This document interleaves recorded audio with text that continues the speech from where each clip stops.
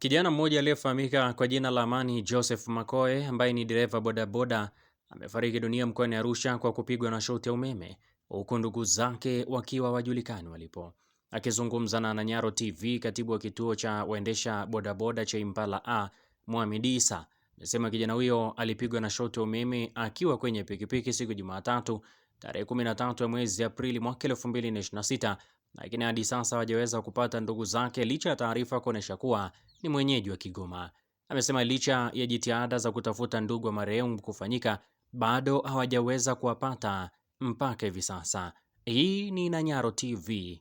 Kwa majina, mimi naitwa Mohamed Isa, jina maarufu Mudikocha, ni katibu wa waendesha bodaboda Impala A. Siku ya tarehe 13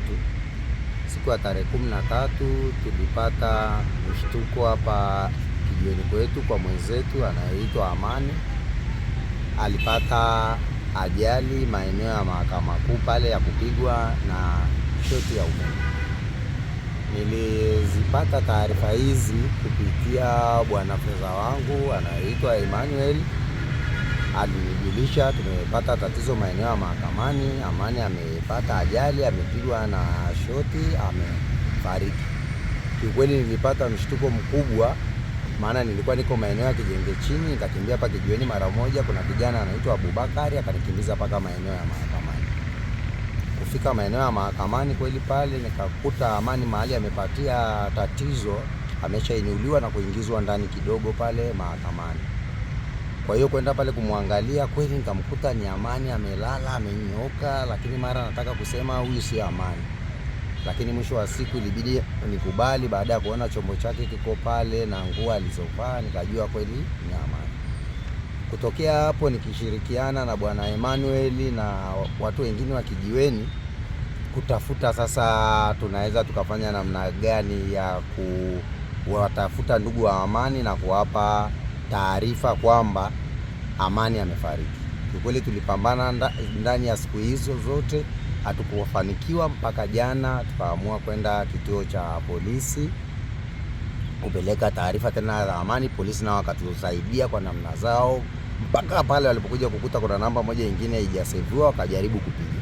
Baada ya kujaribu kupiga tukampata ndugu mmoja kweli aliyejitambulisha anamfahamu Amani, na sisi tukadhibitisha kweli ni ndugu yake. Baada ya ile simu ya afande na yule bwana ambaye yuko Kigoma walivyokuwa wanachat kwa WhatsApp, kuiona picha ya mama yake Amani, ambaye Amani tukiwa kijiweni kuna siku alinionyesha, huyu ni mama yangu kwenye profile picha yake pia Amani. Kwa hiyo sasa tukadhibitisha kwamba huyu ni ndugu yake. Lakini sasa tumebaki na dilema toka jana hiyo. Yule ndugu yake Amani alisema atatupa ushirikiano wa kutupa ndugu yake aliyeko Mbeya wa Mbeya atuconnect na aliyeko Arusha, lakini mpaka saizi hatukuweza kufanikiwa kwa chochote, kwamba hajatuunganisha na simu zake hazipatikani. Kwa hiyo sasa sisi tulikuwa tunaomba serikali na vyombo vya habari viweze kutusaidia hizi taarifa ziendelee kusambaa ili tujue tunaweza kufikia wapi. Amani kiukweli ni mwenzetu, tulikuwepo naye hapa, alikuwa hapa kijiweni kwa muda kama hivi, alijiunga mwaka 2025 kuna tarehe kama 6 ndio tulianza kufanya naye kazi. Kama bwana Feza alivyoeleza, nisirudie maneno mengi sana. Bwana Feza amesema mengi sana. Kiukweli tunaiomba serikali iweze kutusaidia ili tuweze kumstiri ndugu yetu, ndugu zake watakapotokea mzeni. Kama hawajatokea kabisa, tutajua serikali inatuambiaje ili bwana tuweze kumstiri. Mwili wake uko wapi sasa hivi? Mwili wake uko Mount Meru hospitali, umehifadhiwa pale, ndipo mahali mwili wake ulipolala. Wewe kama katibu, watu wanakupataje kwa mawasiliano? Namba zangu za simu mimi nina namba 2, moja katibu alisazitaja, kuna 0763 73 11 15. Naomba nirudie 0763 73 11 15. Pia tunaomba mtufikishie taarifa hizi tena kwa serikali. Tunaomba ile barabara jamani, ile barabara ambao wanaruhusu sasa hivi magari kupita magari makubwa kupita pale yasiruhusiwe kupita, kwa sababu kama asubuhi ya leo tena ninavyowaambia hivi, si utani, pale Amani alipokufa kwa mbele yake hatua 5 tu kuna gari nyingine tena imegonga nguzo, waya wa umeme una moto huko chini. Kwa hiyo hata leo asubuhi mngesikia tukio lingine, maana kuna dereva bajaji aliovertake tena, amekuja kushtuka mbele, kuna waya wa umeme akachuna breki pale.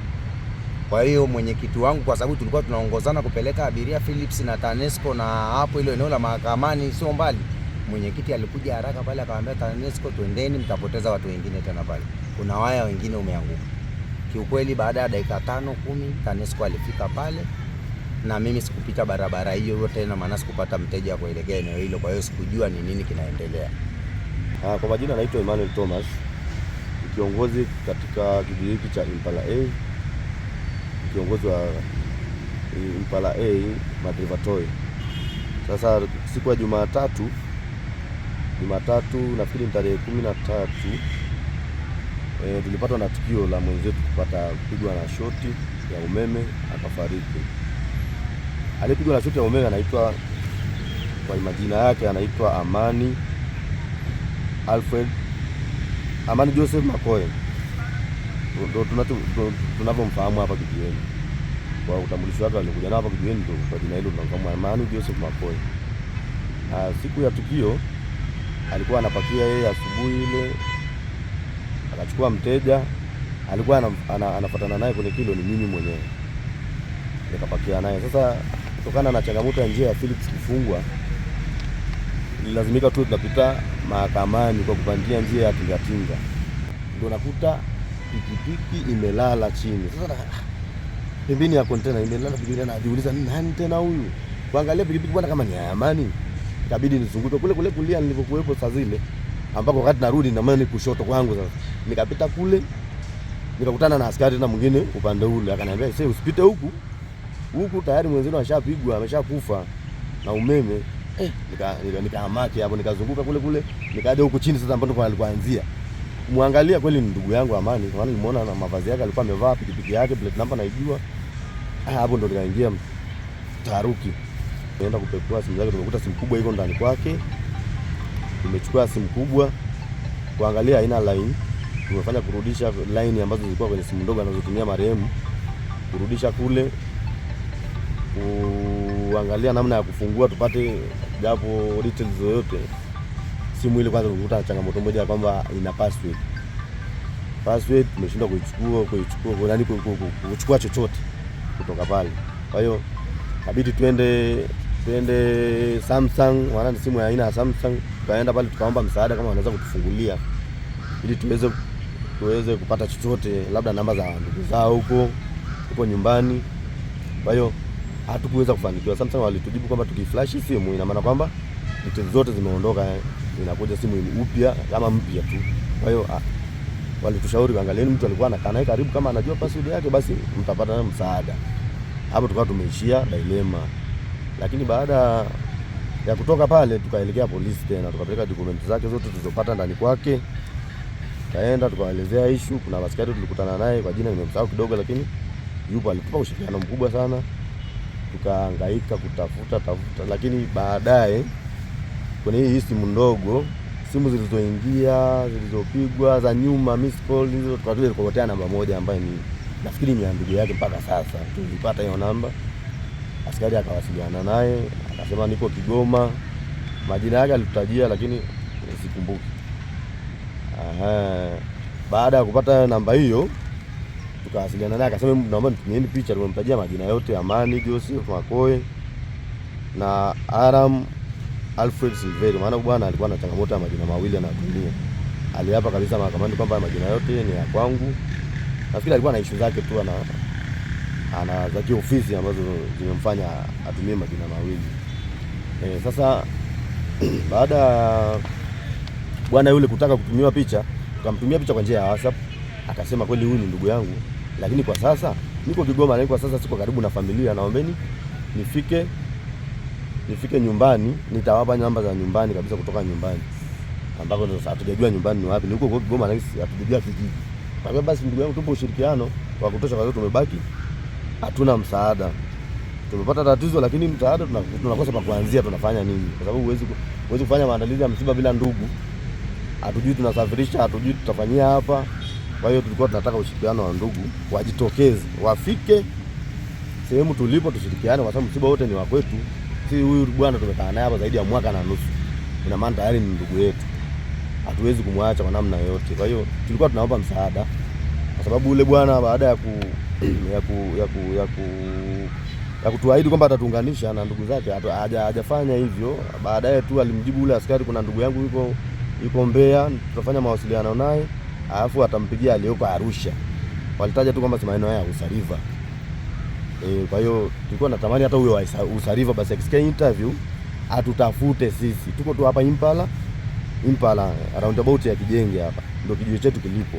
Panaitwa Impala. Hata akifika akiuliza kwa mtu yote anafikishwa tu hapa, kwa sababu taarifa za msiba zimeshaenea. Hata wateja wetu wengi wanajua na wanatamani kutupa msaada, lakini sasa tunashindwa tunaanzia wapi.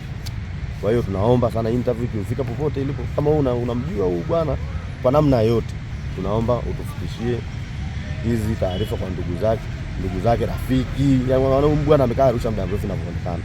Lakini sasa sisi tulikuja kuonana naye baada labda ya miaka mingapi sijajua, lakini mwaka tangu tuonana naye hapa tuko na mwaka na nusu tuko naye hapa. Kwa hiyo tunaomba sana, kwa unamfahamu, wewe ni rafiki yake, wewe ni ndugu yake, tufikishie hizi taarifa ziwafikie ndugu kabisa. Twende mochari tuone mwili, wahakiki mwili wao, basi tuendelee na taratibu zingine za mazishi, kwa sababu wote tuko hapa sasa ni ndugu. Kwa hiyo hakuna kitakachoharibika. Kwa hiyo sisi tunaomba tu kikubwa sana, ndugu ajitokeze, maana hii ni siku ya 3 inaenda sasa. Siku ya 3 inaondoka, hatuna msaada wote, tunashinda pa kuanzia ni wapi. Namba za simu ambazo labda mnaweza mkapatikana nyie sasa kama viongozi wa bodaboda Impala A. Namba yangu ya simu, mimi ni kiongozi wa Bwana Fedha hapa Kijiweni, lakini katibu na mwenyekiti yupo. Naomba nitaje namba yangu kwanza. Mimi namba yangu ni 0685 298 286. Naomba nirudie, 0685 298 286. Namba ya katibu wangu wa Kijiweni ambaye anaitwa Mudi ni 0689 41 85 95. 0689 41 85 95. Namba ya mwenyekiti anaitwa Bwana Daudi Kayombo. Ana namba yake ni 0672 50 30 35. Namba kurudia 0672